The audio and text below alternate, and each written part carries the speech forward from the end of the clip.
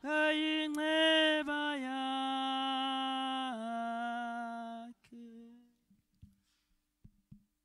Mamu Presidente Me Mawaku, District President-elect Me Masenti, members of the Young Women's Manyano Executive, ki dumedise bagaichu President wa bomme o teng mo gare ga rona me Malekeka le executive ya gagwe, baruti ba ba leng teng mo gare ga rona le bao e leng di presidente, ki le dumedisa bagaichu mo lineng la rara la morala mo boitshepo, ki dumedise di delegates tsa convention, bone batho ba ba re neileng an opportunity to come and share with them in their program.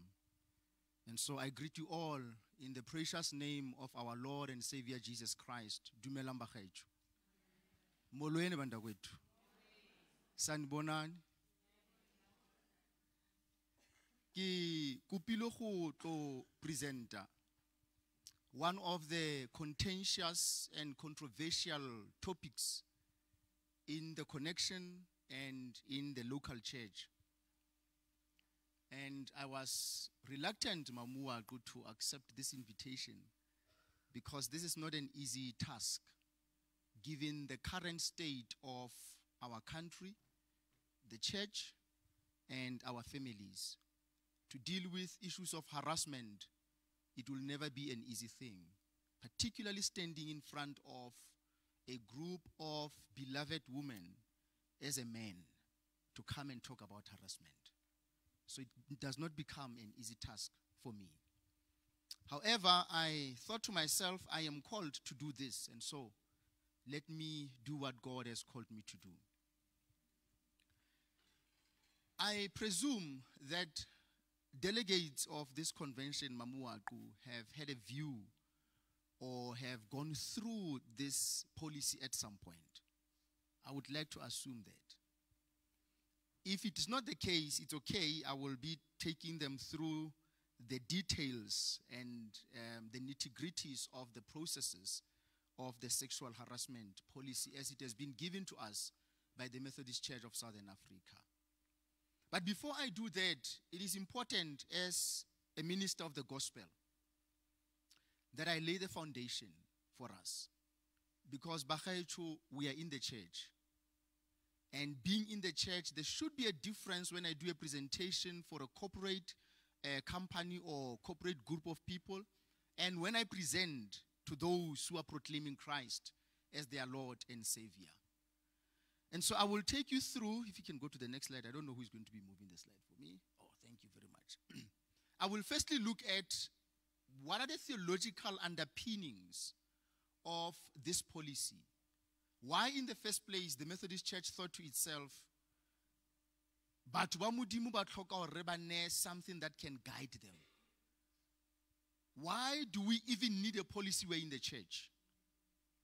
Because in the church you would assume that it's supposed to be a safe space. So why do we need even the policy? I will look at the social context that informs why this policy exists. And of course, the inception of this policy when it was given to us by the church. Lastly, I will look at the implementation of the policy, which is something that we struggle with, and the gaps that exist that the church is busy trying to review them as we speak. So this will be really the 4 areas that I would like us to converse on. I am happy, Madam President, that I can be stopped at any time. If you are okay with that, well, I don't think I will lose the trail of my thought.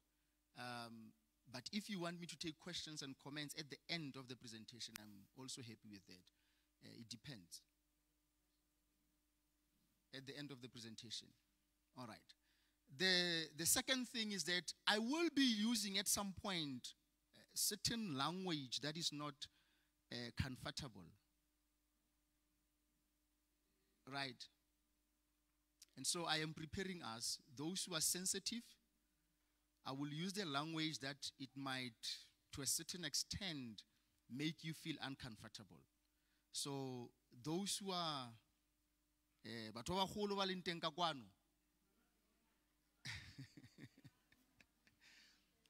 abantu abadala bakhoyo apha, izawuthi xa ndithetha ke ezinye izinto andazi noba nizawuvala indlebe okanye nizawumamela.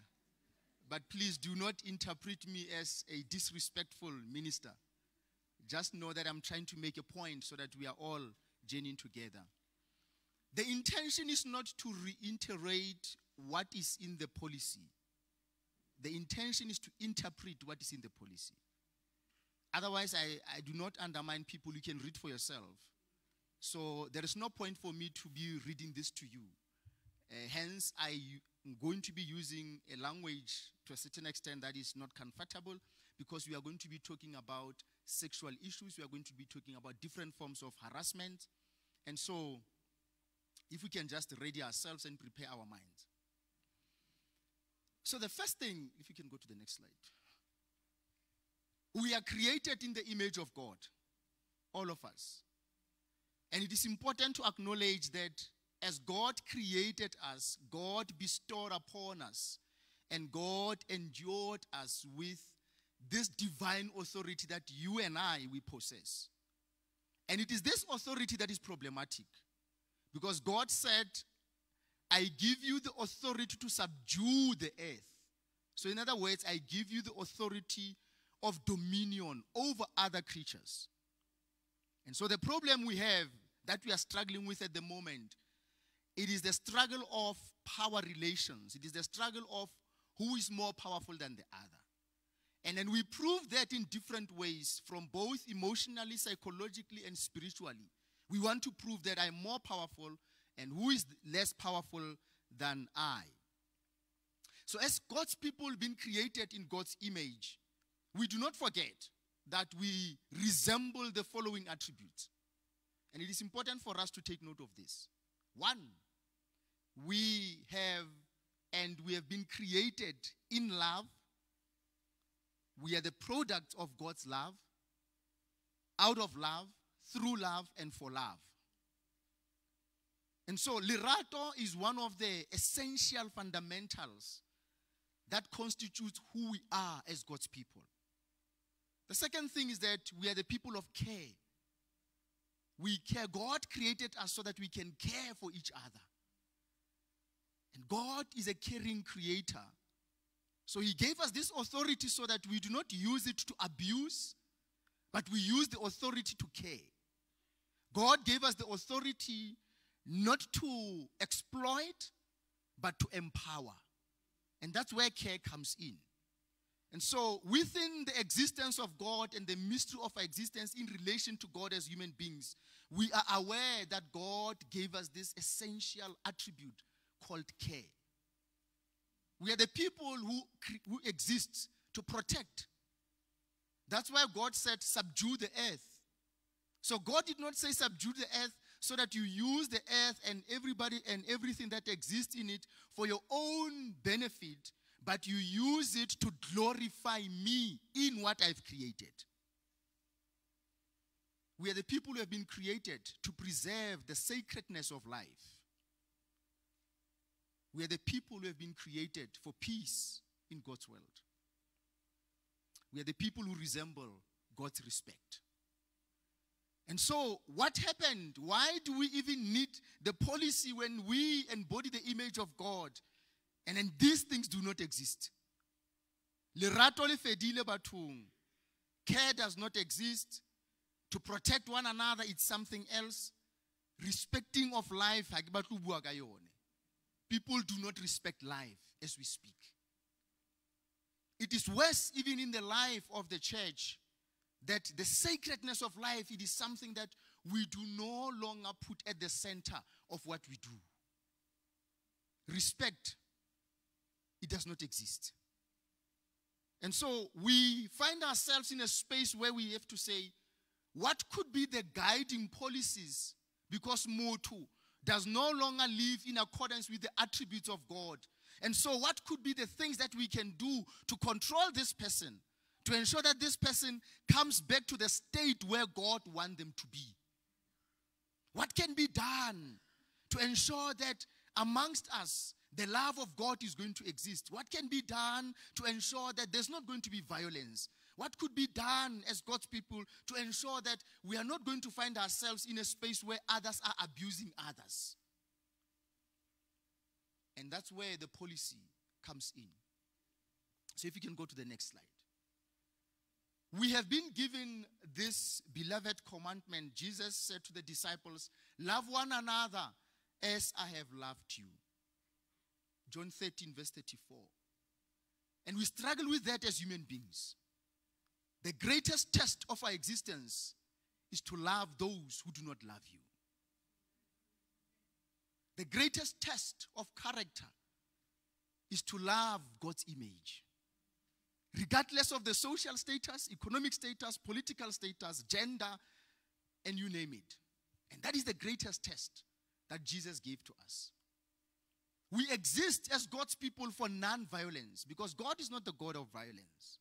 He's the God of love. He's the God of peace. We exist as God's people to ensure that justice prevails. Righteousness becomes the norm of the day. We exist as God's people to ensure that wherever we are, there is fairness, there is equality, there is equity. We exist as God's people to ensure that in everything that we do, we promote that which God has created us for. But unfortunately, because of the fall of humanity and God's way of trying to redeem us, we find ourselves continuously going back to our sinful life. Re wela sebeng. Re iphitlhela re le batho ba etsang dibe. Re iphitlhela re le batho ba etsang dintho tse against what God wants us to do. And where does that leave us? If you can go to the next slide. It leaves us in a state whereby our social trajectory has been so damaged to a point that human beings who are supposed to live with each other in love do not do that. And so, what does that mean for our existence? The first thing that I want to point out is that the gender stereotypes that we have, which has led the church to come to a point of having this sexual harassment policy, are things that when we deal with them, we need to understand that we deal with things that came or emanate from our early formational stages. What do I mean by that? So let me use men as an example, the thinking of men. When we deal with these issues and sexual harassment and everything, so those of you who normally get your inbox messages or your DMs, whether it's on Instagram, whether it's on WhatsApp, you know those messages that comes randomly. And this message, now this is the difference. There's a difference when somebody says something. Remember that when we grew up before technology, we did not have the privilege of inbox, right? So if in the and we are having our chat and we are engaging and we, and then a girl passes, and we're like, yo, manolo pakile man. Right? So that's the language. Now I don't know what does that mean in Xhosa. I don't know. I can't interpret that. All right? All right. So this is the language. Remember that our informal spaces are so powerful because that's where minds are shaped. Informal spaces, informal conversations are so powerful because that's where mentality is shaped. So when a guy sees a woman and say, hey, right? So remember, these are the olden days where we are formed. Nobody comes to me and say, but that's wrong. Nobody comes to me and say, but you cannot use that language. Right? And so I grow up with this language and it becomes what? Normal. It has been normalized by the society. I normalize it for myself. It becomes part of who I am. And so it becomes easy that I can use on inbox.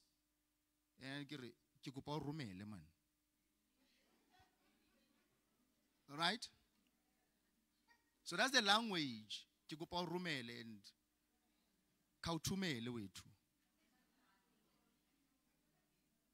okay. No, I won't go further. Lebaton, now you can hear me.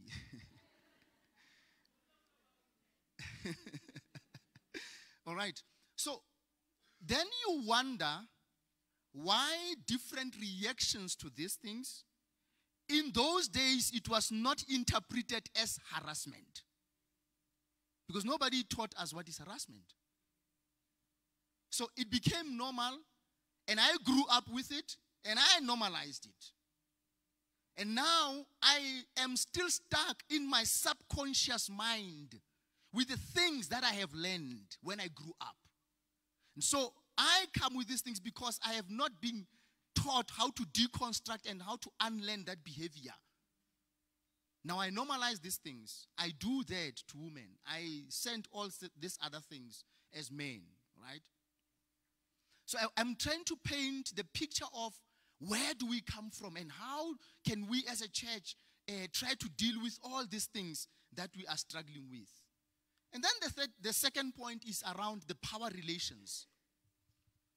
That we relate with each other on the basis of patriarchy. I'm a man, you are a woman, so I perceive myself because I live in a world of privilege, and therefore in this world that I live in, it gives me the authority over women. And those are perceptions that we grow up with. And how we relate with each other creates problems for the church. The question then comes, in the context of what I've said, if you can go to the next slide. Is the church a safe space for women? Is the church a safe space for children? Is the church a safe space for LGBTQI plus community? And I've excluded men intentionally. Is it a safe space? And I'm using an image so that we can get to where I am going. I'm using an image that comes from the book of Genesis chapter 7 verse 16. The Noah's Ark. And so God locked them together inside the ark. And this is the point. God put the natural animosities together, all opposites together, and hold them together in one place. The ugly, and we are in the church, right? Let us not have the image of the church that does not exist. The ugly are here. The beautiful are here. The whole are here. The broken are here. God locked us together in this ark called the church. And all of us are here. And when we're all of us here, something is bound to happen because God brought together the opposite animosities and bring them in the same ark. And that's what the church is all about. In the church, you will see the broken, you will see the whole, you will see the ugly, you will see the beautiful, you will see the wounded, you will see the healed, you will see those who are still in the process of healing. You will see those who are still exercising and experiencing their childhood trauma. They are all here. And these things, they lead us to spaces where we are not safe. And when we are not safe, how do we protect each other? So somebody can say, but we are supposed to be a community where we exist in a safe net. But unfortunately, the safe net does not exist.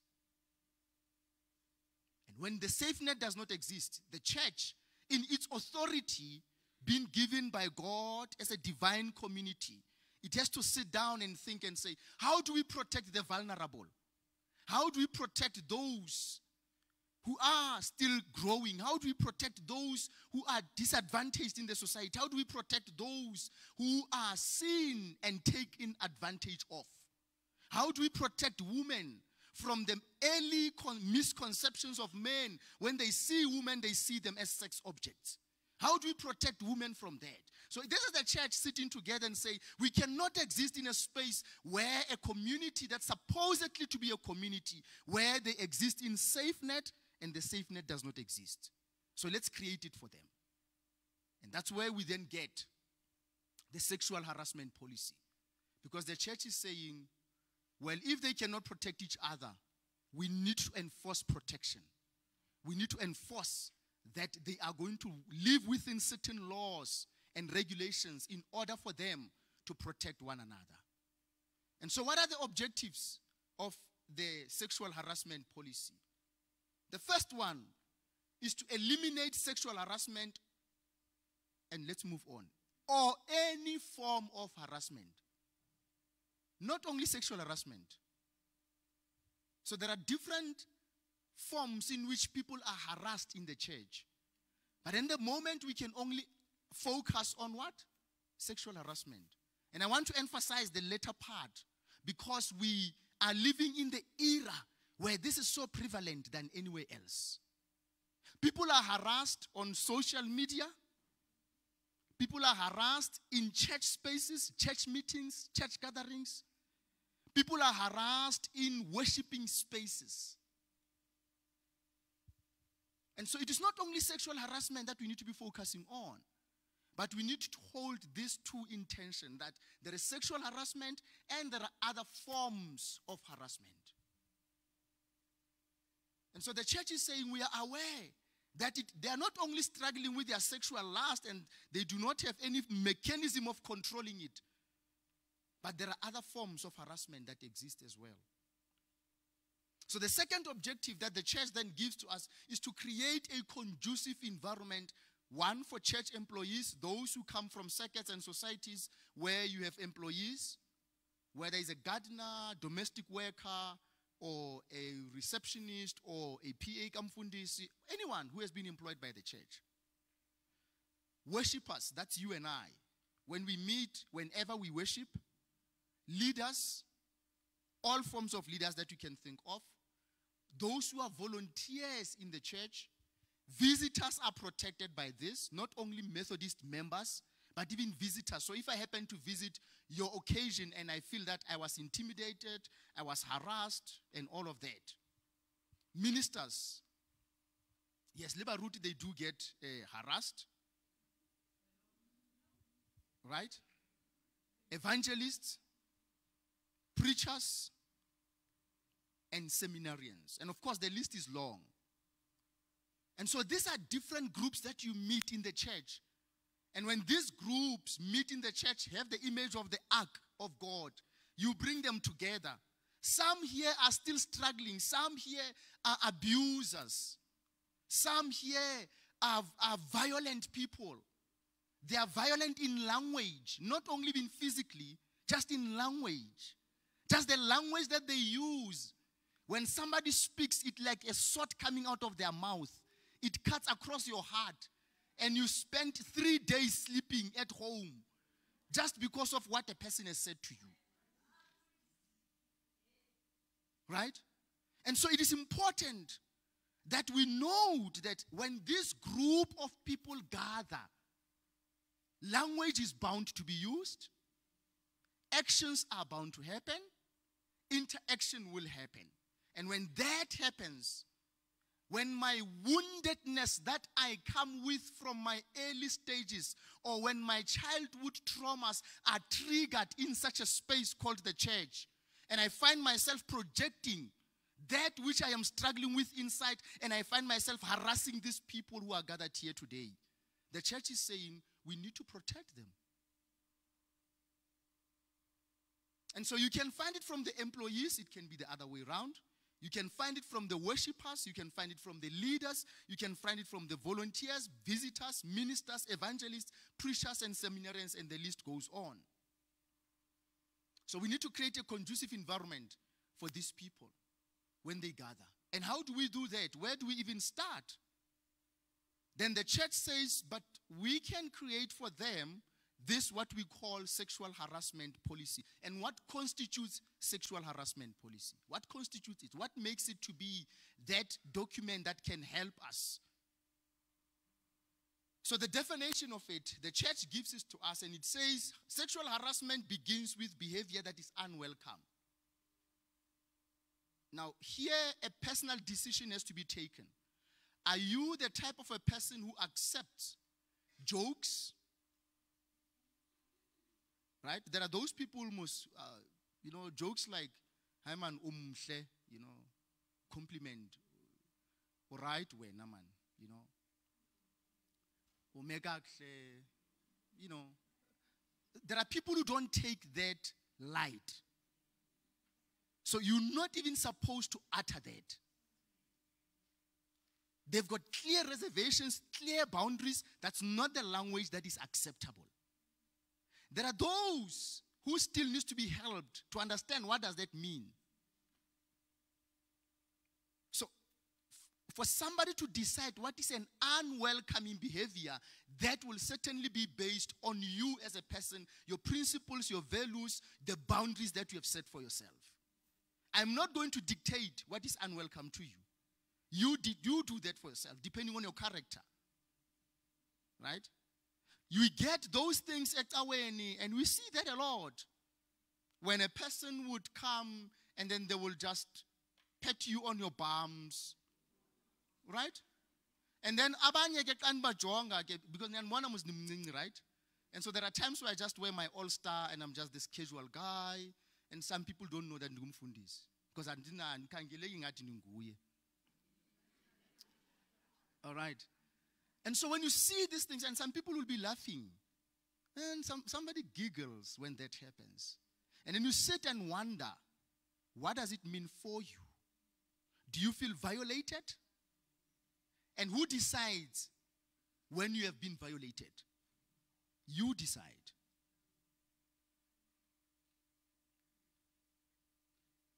So personally offensive, and that is directed against the person because of his or her sex. So that's what sexual harassment is. Some people, and I'm going to get into some of the statements that are uttered mainly, which could actually help us. So secondly, harassment may include the following types of behavior. The threats. People are threatened in the church. I wish the church can do something. I wish we can understand the implementation of this. People are threatened on daily basis in the church. They run to where? To WhatsApp statuses. They run to Facebook. They run to all these other social media places. All right? And people are threatened all the time. People are intimidated all the time. There's verbal abuse that exists in our meetings, in our worshiping spaces. So unwelcome remarks or jokes about a person's ancestry, nationality, or ethnic groups. And that we get a lot in our church spaces, right? Because we gather from different cultural groups. And so we make fun of either the Nguni speaking people, we make fun of either the Tswana or Sotho speaking people, and people make this normal as if it's okay. We have normalized some of these things. And so the church is saying, be aware that the minute you're starting to border in that line, you are likely to offend people for who they are. So when somebody begins to talk about your origins, where you come from, your race, your ethnic or tribal group, your color, perceived race, or religion, or disability for that matter, your gender. So these are some of the characteristics that we look into and say, but people are being treated in such a way that dehumanizes them. And that's the point. That when things are said that makes you to feel like I'm no longer human, then something must be done. It can be about your marital status. People can make jokes about that. It can be about your family status. It can be about your social status. It can be about your sex, your age. Did you know that actually you can lay a complaint for somebody who klekisa ngomtshato wakho or kanye ukuhlekisa ngefamily yakho and dehumanize you? Displaying, now here's the point. Displaying or circulating. Displaying or circulating. It was interesting, and I think some of you are present here. And Mamu President, let me just press harder on this one. You will never become a hero when things are said by people on Facebook and you go and comment. You will never become a hero. Trust me. If you think that I'm in a safe space on social media, people's names can be dragged in the mud. people's names can be dehumanized. Hayi, Facebook wam lo. Akangeni ndawo bani. If you are that person seated here today, please be aware that does not make you a hero at all. In actual fact, it's a violation of other people's existence and rights. And we see that it is so prevalent in the Methodist Church of Southern Africa lately. Lately, people think that they can become heroes on Facebook and drag people's names.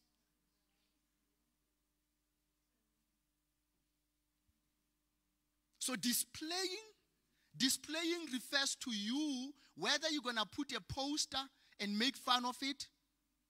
People are creative, right? We are creative human beings.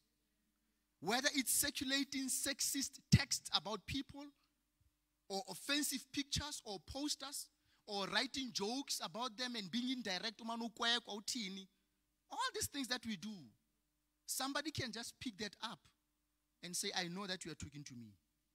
I want this to be tested in the tribunals of the church. And it can be tested. So unnecessary physical contact, such as touching, I've mentioned that, petting, pinching or punching, physical assault, we see this in the church. Now when it happens, people do not know what to do. They do not know where to go. So the types of harassments that the church looks at. 2 types of harassments. A quid pro quo type harassment, and this means where sexual favors are expected or requested from or offered in exchange for some benefit. Let me deal with that. Ndizakwenza usihlalo. Ndimisango ozawungena ngalo. I will do this to you. I will make you this. I want you to do this for me. So there's always the end goal. The end goal is I must benefit. And in order for me to benefit, again, remember I spoke about power relations, right? Because I'm in a position of power and authority. Then it has to happen that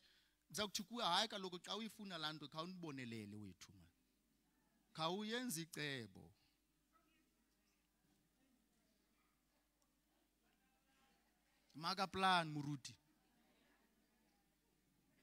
And when that does not happen, tensions emanate, conflict comes in, siakabana, and what comes next? Something must be done between the two of us. And so it is important that we acknowledge that even discrimination itself, when people are discriminated for who they are, and I was intentional to talk about the 3 different groups, and that is women, children, and LGBTQI+ community. Because in the Methodist Church, we still are such a discriminatory space. People feel that I am here, but actually I do not belong here. But because I have to be here, I will come. But actually, I do not belong here. And people are discriminated all the time. So when the church says to you, you have offered something to somebody, you want this person to be this, and we see that your moves have become such an unwelcoming move towards this person because you wanted either to go to bed with them before you can help them to be whatever that they want to be in the church, because the church is such an exploitative space, such a vulnerable space. So this kind of conduct generally involves a person in a position of authority.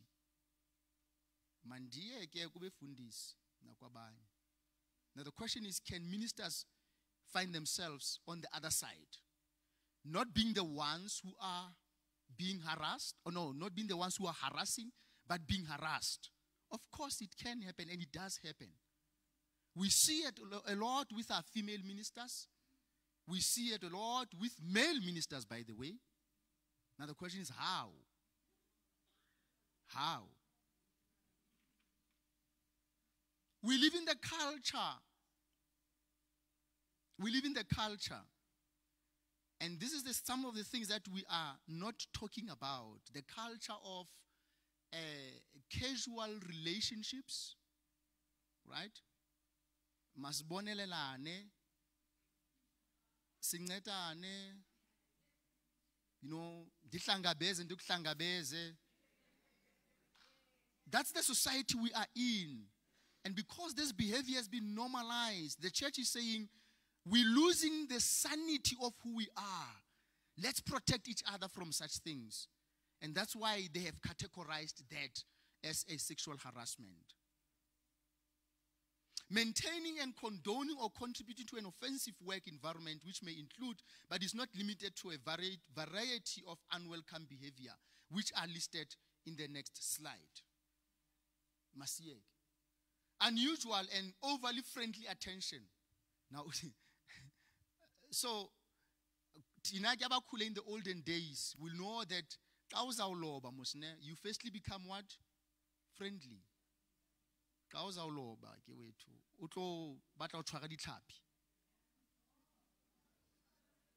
Yes, you firstly become what? Not friendly, I become nice and you know what I'm talking about. Ninga ngathi aniyazi bethunana niyazi. Kutheni ngoku ngathi ndithethe into entsha? Nibe niyazi inyani. All right. So it begins with that. And then because sometimes we are kind people and we are in the church, and the church, remember that the church clothed itself in this glamorous glory of love, welcoming, kindness, mercy, So it's not easy to be suspicious of a person when you're in the church. You can be somewhere else, but in the church you're like, hayi man singabazalwane apha. Akazuqala ke abe siqala singabazalwane iqala ngobuzalwane lento. Sithi sibona man, this person is overly becoming friendly. Over-friendly bakhe boyakrogrisa. And that's where you begin to come to your own senses of saying, I am being led into a danger here. So these are some of the things that you look into, including such things as gifts.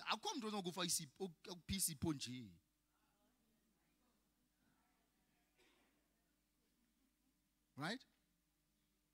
So things as gifts, frequent social telephone calls.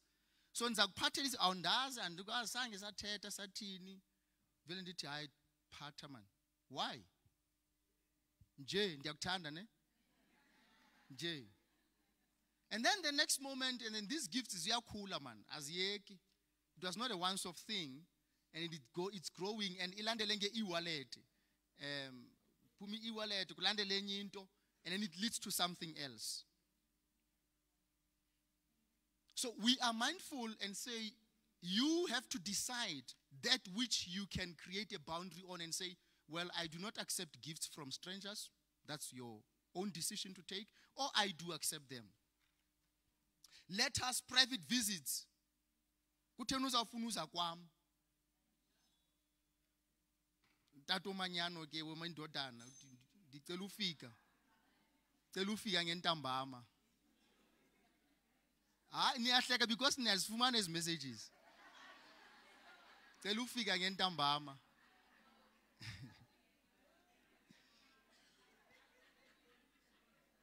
Mandize wethu man. So those are private visits. Asikho thina ndithi nivumelana nobabini. Omnyathi zange walibeka kwam sukuza. Ungezi nawe angezi. But the person persists and say, no man, I want to pay you a visit and, all these things. Repeated and prolonged staring. We're talking about or persistent shadowing or following the person. This person is constantly following me, whether it's on social media, because it's very easy to see, right? And so this creates a sense of consciousness. Be aware of the things that can lead you into a space where you are in an environment of being harassed. And when that happens, you need to know where it started and how it started. Sexual talk, innuendo, dirty jokes, offensive gestures, You know, these are things that happens in church spaces. Sexual or intrusive questions about the individual's personal life. Ndifuna uyazi. Ubophume nabani izola, hayi man, zange ndakubona unomntu. Zange ndakubona. Ukhona wethu. Now, good evening, you know. Kuko no hi and all these other things. Use of familiarities and diminutives such as honey. Baqala kanjalo abanye ndithi kweza inbox. Hi babes. Right? Now ke uveze emoji. Kuthiwa hi babes uveze emoji encumileyo.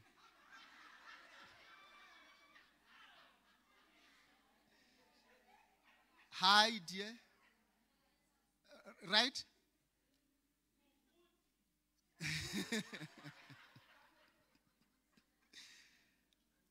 And so it is so interesting that when the church looks at these things, the church then says, be aware of the things that dehumanizes you.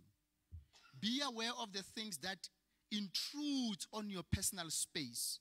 Be aware of the things that invades your privacy as a person. And when you feel that these things have been, they are happening to me, you can stand up and say, akaloku kuseni sewuqala awundazange wanibona sewuqala ngo baby sewuqala ngo honey sewuqala ngo dear and etc. You know the list is long. And then we can do something about this. Whistling, catcalls, leering, unsolicited and unwelcome flirtations, romantic gestures and advances. It is only you who can really come to a conclusion and say, what are some of these languages that I am not going to fall into and I'm not going to accept them? Some of the languages and the mannerisms that are used, graphic, degrading, excessive or unwelcome comments about another. So there's in the bendisteta umtu esithi kuwe hayi upakile umeka kuhle and all of that, right? Those are some of the graphic things. Today we are able to categorize it as an harassment. It was not then, I've mentioned that. But today, when somebody says that to you, you need to think twice. Again, you make your own decision. Kaloku abanye wethu, it's a compliment kubo. So you need to come to a place of saying, is this something that violates who I am? And if it does, I'm going to take the next step. Individuals' appearance, dress, or anatomy. So people can be mocked, people can be scorned for how they appear and how they present themselves, and they are degraded and they are dehumanized, and we laugh at them. We say all sorts of things about people. Because the church is about preserving the dignity of others, we take that seriously. Display of sexually suggestive objects or pictures. Yo. And now, so some people do this, and we see that whether it's on Instagram, whether it's on social media, and. But when you begin to do that about others, please be aware that you might find yourself in danger. So, lento basithandu post abantu, and sihlekise ngabo and do all these other things about them. Be aware that it might lead you in danger. Okay, let me move through all of these things. So these are some of the things. You can go to the not the last one. These are some of the things that when you look at them, they constitute what is called harassment. And I'm not going to go through all of these things, whether it's kissing, unacceptable touching, unacceptable hugging. Ihagas fanumus. Yes. No, if a hug is fun. All right. So we need to be aware of these things. If ndihleli mnakula harassment disciplinary hearing, ndizawubuza hage njani? Then you'll tell me, amfundisi undihage wandithi kakuhle, there is a distance between us, but la hag mfundisi, it was too contacting. It was too close. You know, so these are things that we look at them and say, well, it was unacceptable to the person, they felt offended, you violated their space, and they have decided to lay a complaint against you. Verbal or emotional manipulation and control. Have we ever thought of that as harassment? How do we even measure that? Verbal, emotional manipulation and control. Exposing genitalia, physical or sexual assault, sexual intercourse, or rape. That is not consent. Okay, victimization. Now we come to a point of saying in the church people are victimized. You can be victimized to stand for the truth. You can be victimized to stand for what is right. You can be victimized to stay in your line. You can be victimized for all sorts of other things. The minute you start thinking and feeling that I have been victimized as a person, the church says to you, you have a right to go and check with the harassment team, which I'm going to talk about lately. And that harassment team will help you to assess your case and to test how things have been for you. I've been given an hour, so I must wrap up. For the purposes of this policy, retaliation against an individual for having invoked this policy. So when somebody says to you, I have laid a complaint, or you get to know that someone has laid a complaint against you, number one.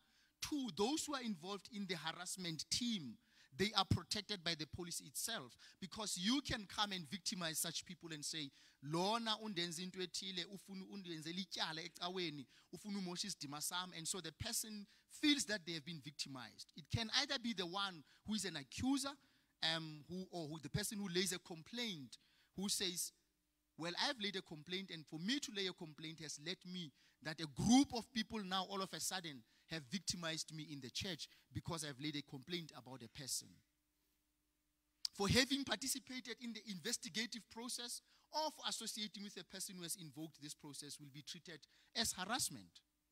So if you happen, for whatever reason, you hear that somebody, your friend, for an example, has laid a complaint against someone, and nepeto zakhe zive nazo okokuba uvele wayo lay complaint wafaka ityala ngechomi yethu ucima ngubani yena sizambonisa. That on its own is going to lead you that you can be found to be in the wrong of this policy, so that it will be interpreted as harassment. False accusations. Abanye ke abantu, and this is, we need to be careful. Abanye abantu, we have made an example of many things here. Abanye abantu ke umntu uzawudibana naye otla utlwa motho are hayi unantshwere adira eng. The church will have to test that. So let us not think that for you to come and just say ungithumelele messages ezithi, they are going to be assessed, they are going to be screened, and they will be tested. Why? Because there will always be false accusations. And we have to protect everybody. So you will be protected, but the person that you're accusing will be protected as well. Because the church is aware that there can be false claims, there can be false accusations. Things can be said that are wrong about people. You can accuse them wrongly and say they are manipulating me, they are controlling me, they have sexually abused me, and all of that. The church will have to test all of those things. So it is not going to be a walk in the park when you lay a complaint and begin to think that because I think this person has done this, it is going to be easily accepted. Please be aware that it will be highly interrogated and investigated by the church. So, who does the work of sexual harassment? Listening to the cases of sexual harassment. The first thing is that the church, each circuit, and I don't know in your circuits, each circuit executive in the connection as well as the MCO shall establish within immediate effect a three-member sexual harassment team.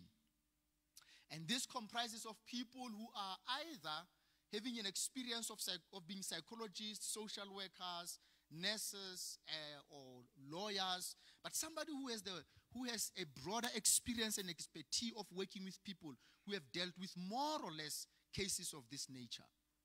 So one member of the team shall be a person from outside of the circuit, and then the other two members will be from the circuit. Let's take note of that.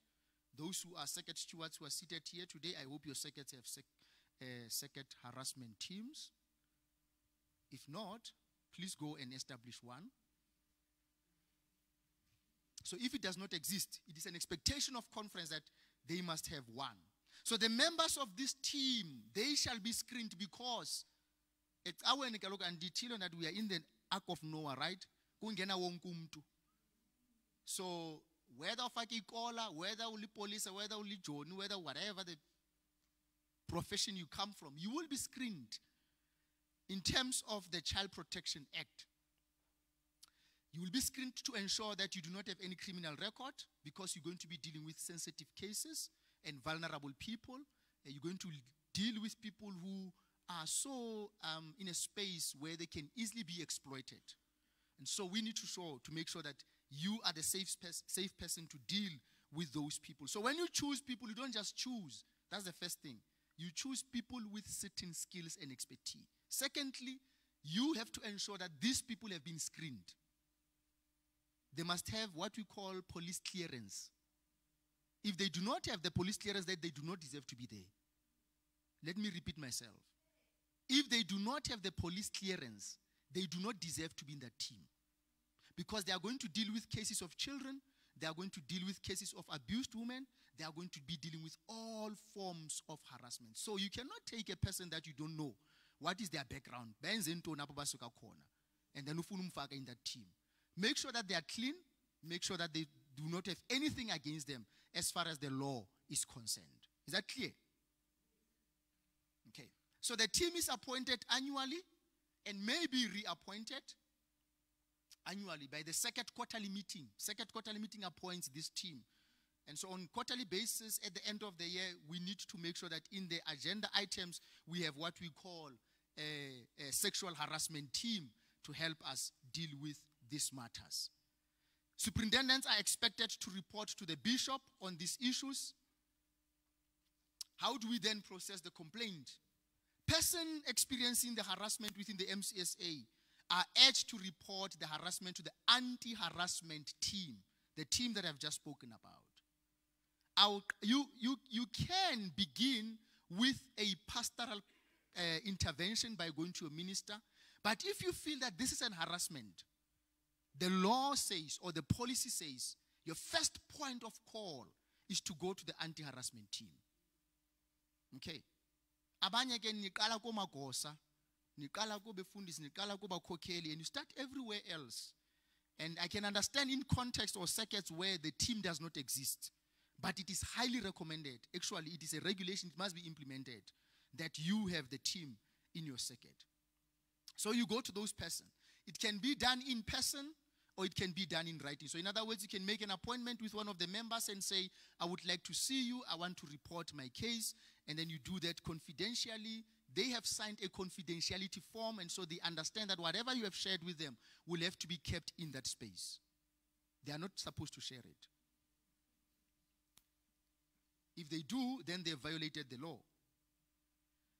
So you write to them, or you meet with them in person, and then that will be taken up with the team, and you will be called for listening, you'll be called to engage, you'll be called to be assessed, and whenever they feel that whatever the case is, it warrants a complaint, they can at the same time lay a complaint on your behalf. So the anti-harassment team can do that for you. They can lay a complaint on your behalf if you feel that I'm too vulnerable, I don't want to do it myself. They can lay a complaint through the DDR for you or on your behalf. So what they can do, again, the complainant may be accompanied by a person in supportive role who may remain with the complainant throughout the process if needed. So a person whom you can choose as your supporter can journey with you through that process, or it can either be one of the members of the team. They are allowed to perform that pastoral role as well, to journey with people, to accompany them throughout the journey of their the complaint. So the informal procedure, where a person might reasonably be unaware that his or her comments or actions are unwelcome, the complainant may first make known to the other person that such comments and conduct are unwelcome and ask that they cease to do that. So the first thing that you need today to see, I'm not going to do that. I'm not going to do that.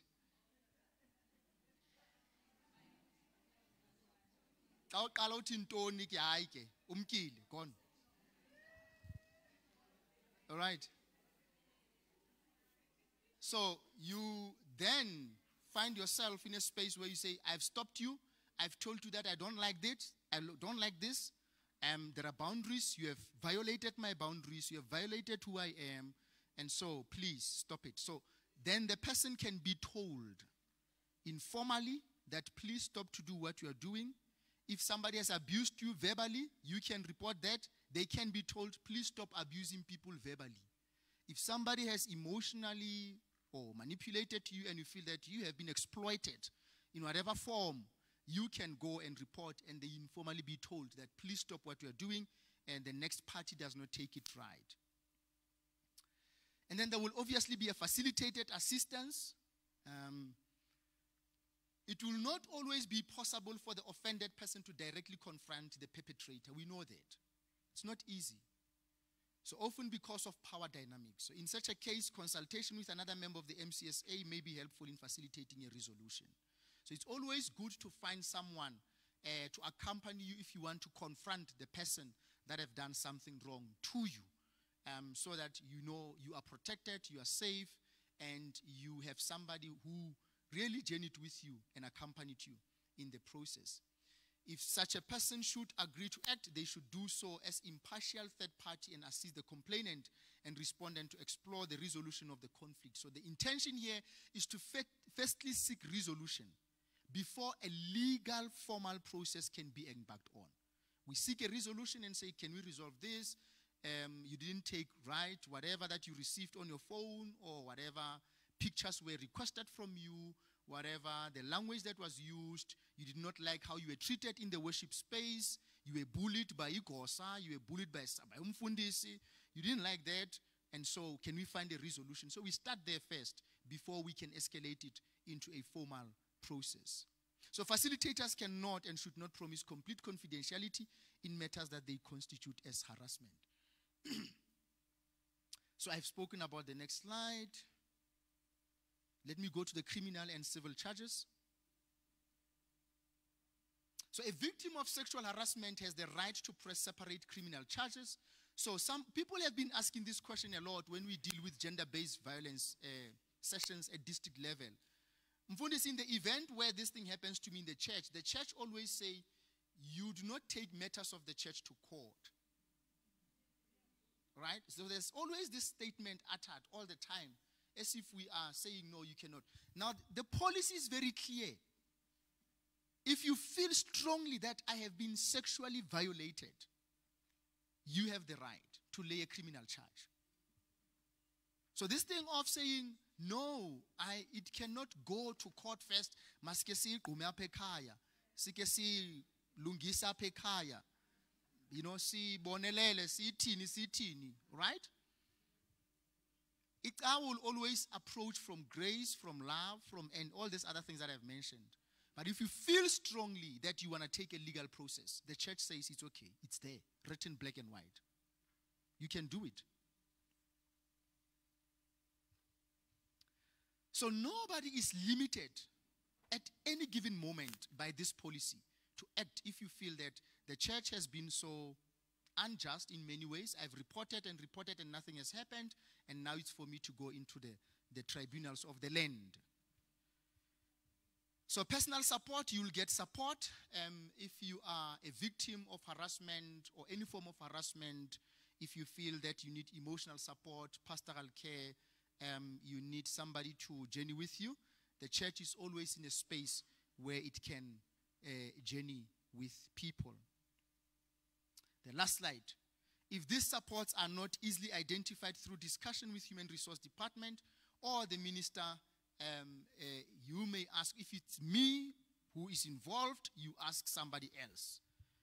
If it is someone else involved in your circuit, in your space, you are always welcome. Hence, we have an outsider in the team, somebody who is not part of your circuit, where you feel that, no,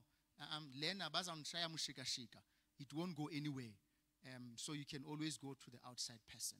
But those people have the responsibility to offer you support, care, and love. So in cases of serious sexual harassment, where a person on medical advice requires trauma counseling, but where his or her existing sick leave entitlement has been exhausted, due consideration will be given to the granting of additional sick leave. So this is when the church really is beginning to journey with you, to support you, to care for you, and to ensure that you preserve and we preserve your human dignity. Thank you.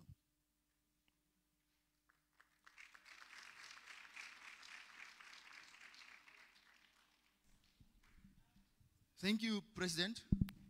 Over to you. Thank you, Mfundisi, for outlining the harassment policy. I will then now open for questions or comments so that Mfundisi can respond before he leaves. Any questions around the policy? I see a hand there. I see a hand that side. Two hands so far. Sisi there. The third one here. Oh, okay.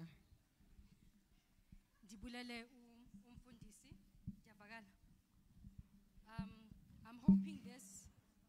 I'm hoping my comment will not be recorded, Ma'am President.